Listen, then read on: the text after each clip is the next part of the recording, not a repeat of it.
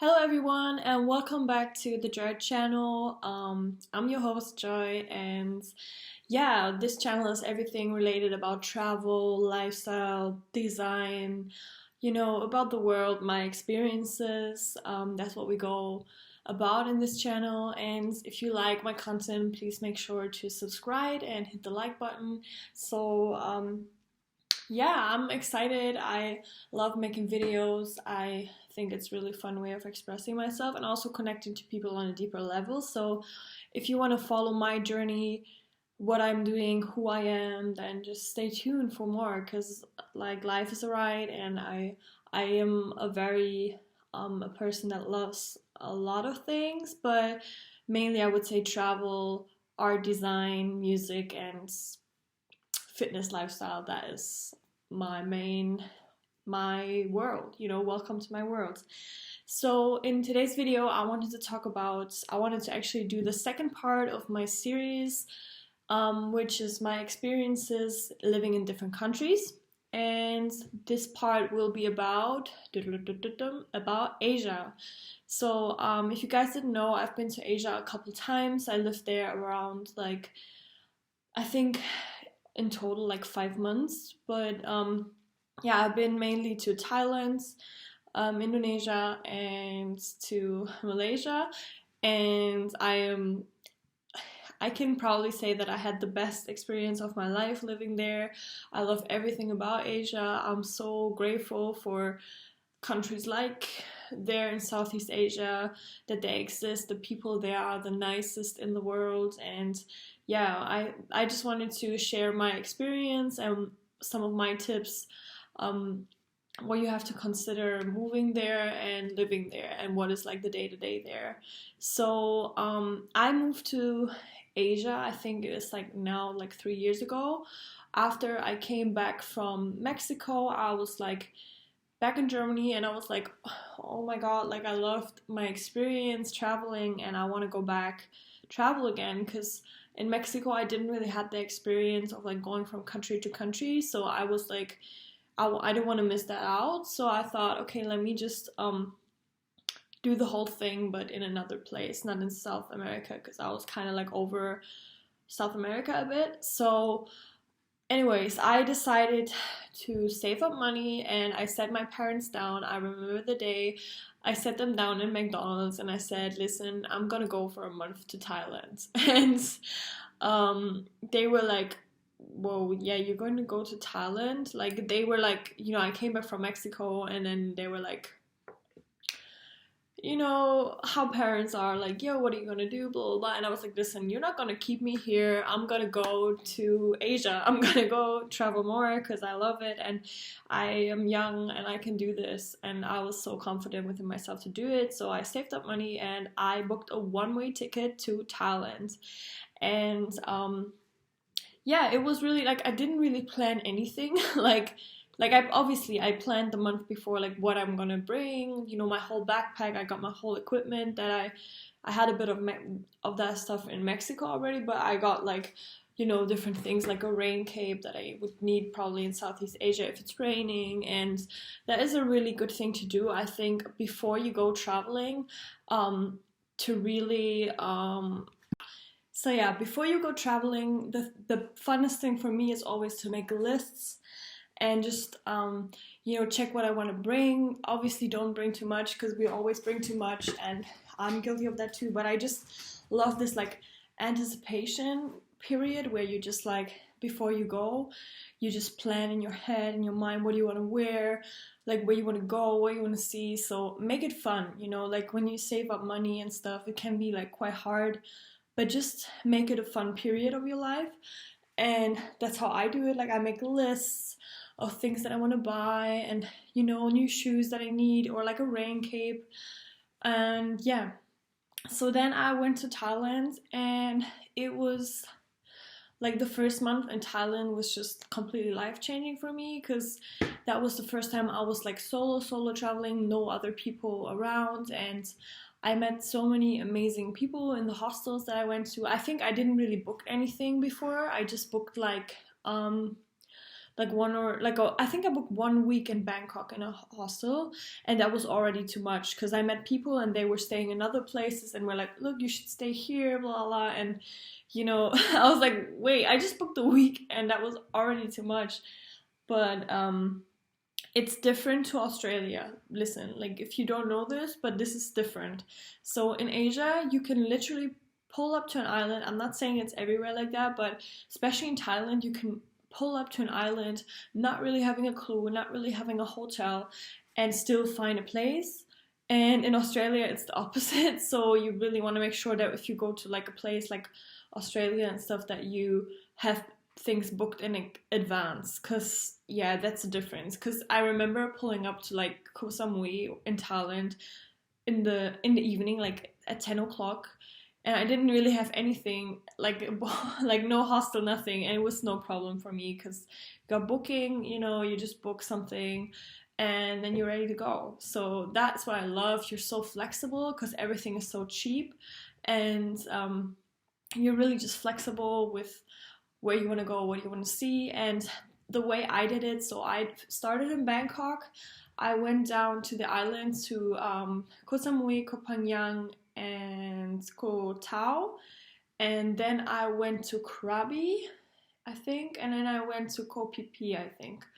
So no, actually not. Like I think I went to Chiang Mai as well. I think Bangkok, Chiang Mai islands, and then Krabi on the other side. So there's different routes that you can do, but yeah, Bangkok is really nice. Chiang Mai, I haven't been to Pai, but Pai many people say is nice. Then obviously the islands. I didn't really like Koh Samui. Like it was cute, but it wasn't like a vibe.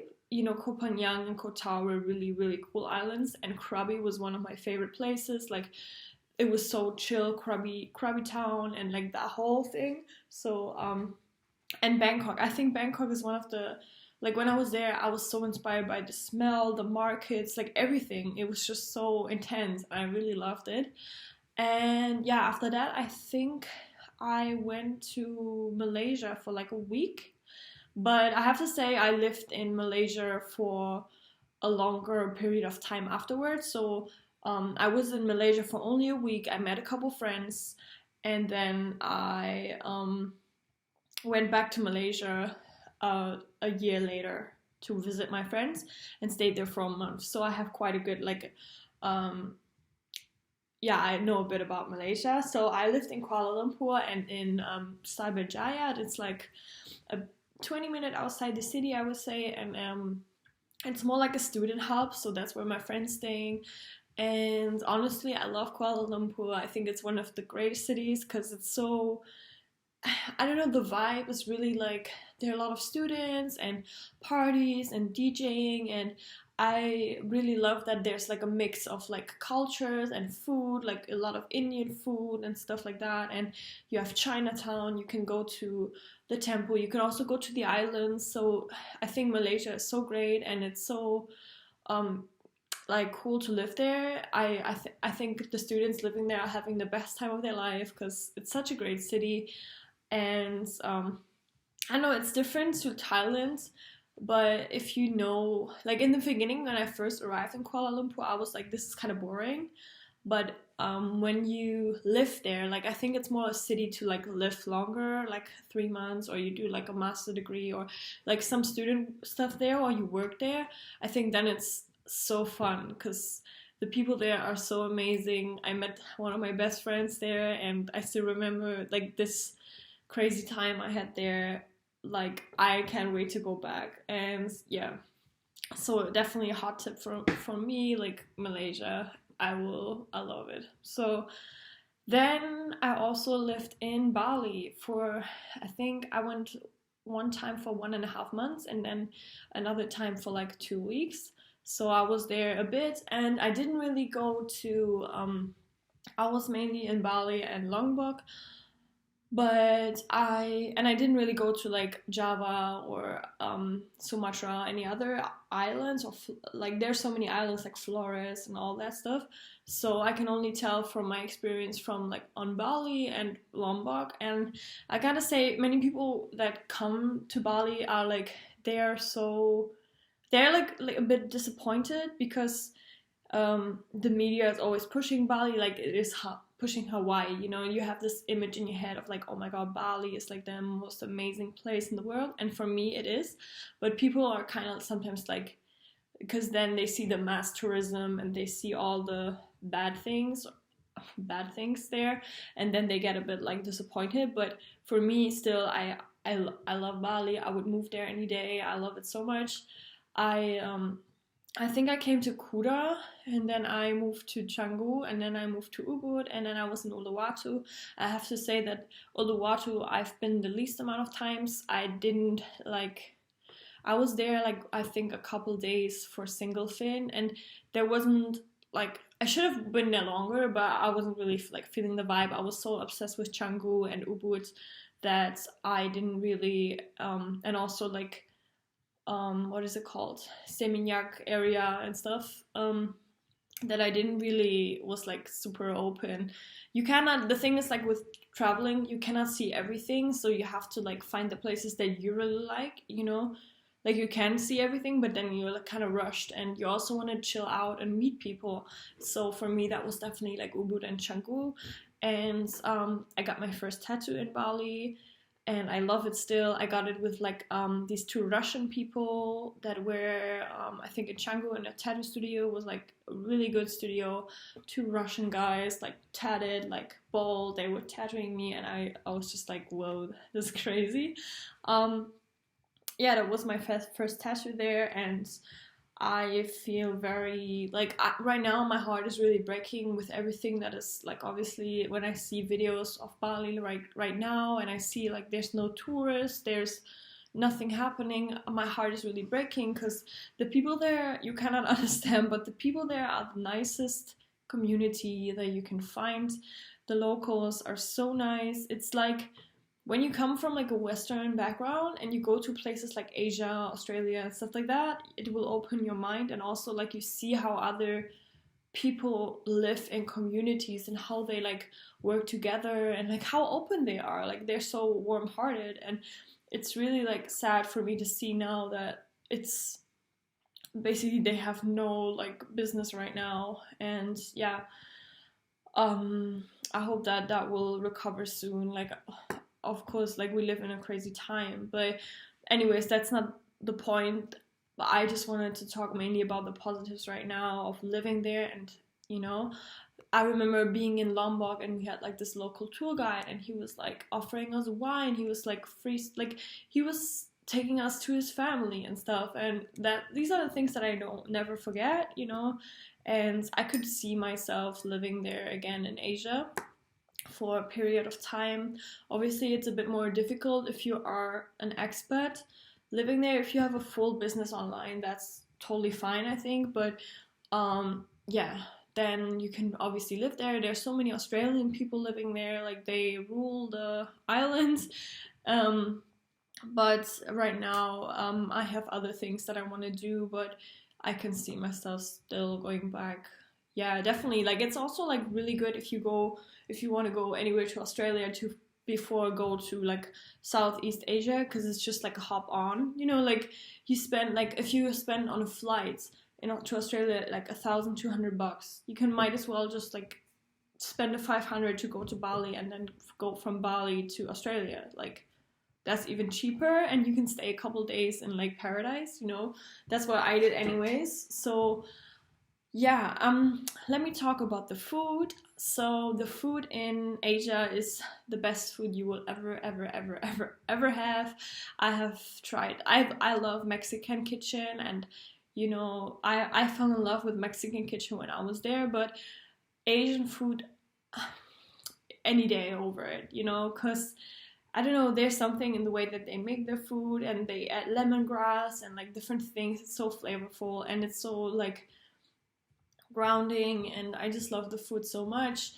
And I have to say though, when I lived in Bali for a longer time, that I was like, after a while just eating Asian food, I was like, man, I crave like a burger or like something, you know, super random, like toast, like you know, like toast with, I don't know, something.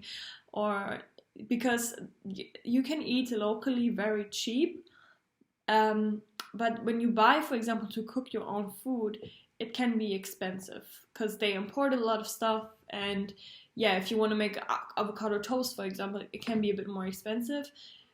Depends on where you go, like which market you go and stuff. But also there, when I was there and I looked for supermarkets, I couldn't really find any. Like you have everywhere these like indoor markets, and there are supermarkets, but um, I am not the best bike driver, and I cannot go to like any supermarkets just like, oh, like, pull up there, because I don't really know the directions that well. And that is another thing that I want to talk to you about, and that is get yourself somebody who can drive really well.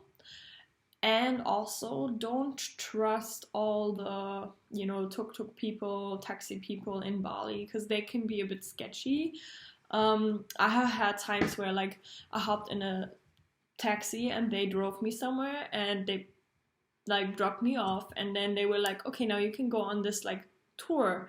So they were like working together with another tour guide, so they just wanted to sell us a tour, and or something like that. Like I remember catching an Uber in Bali, and the Uber driver was like we went there and to the Uber, and the Uber driver was like, hop in, hop in, hop in. And I was like, what the fuck is going on? And the Uber driver was like, hop in. And when we hopped in, he told us that he got beaten up a lot by the local taxi drivers because he's an Uber driver, and it's not really allowed, because like the locals want you to drive with their taxis, and they're more expensive, obviously.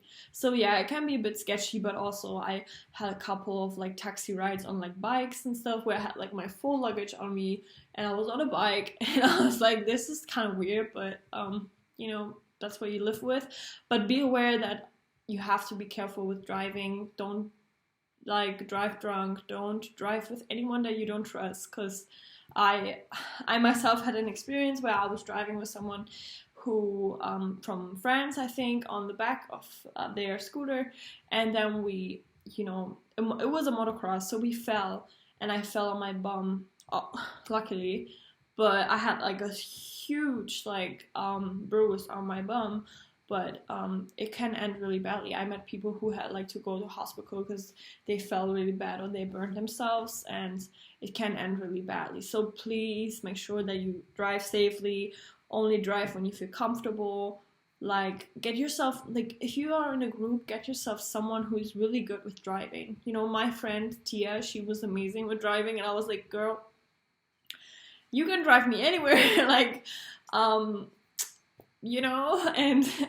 the only time I was really driving a lot in Bali was when we went up to the north. And that is another tip of mine: go to places where there's not many tourists, because in the north, for example, there are beautiful waterfalls, and there I had my chance to drive like the long ass roads, because there was not like much traffic, and that was really cool for me to just like drive there in the sun. And yeah, also make sure if you're in Bali, go to Lombok. It's one of the best islands. Yeah. And is there anything else I wanted to add? Make sure that you bring a rain cape, because it saved my ass that I had like a rain cape. Make sure that you bring like a comfortable pair of shoes, because if you're walking all day, or if you're going on a hike or stuff like that, that is your best friends. And bring mosquito spray and sunscreen, because it's gonna get hot and there's gonna be a lot of mosquitoes.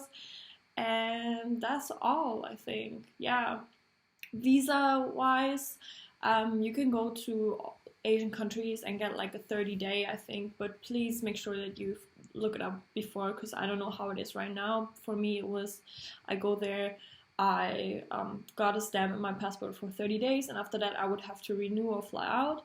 So, but there's always services and people who, like other travelers who have all the knowledge on that. But do it even if you go for like 2 months to Southeast Asia. I think it will change your life. And yeah, see you in the next video. The next video is gonna be about Mexico, so stay tuned for that. I wish you all a lovely day. Make sure to subscribe, and I see you guys in the next video. Bye.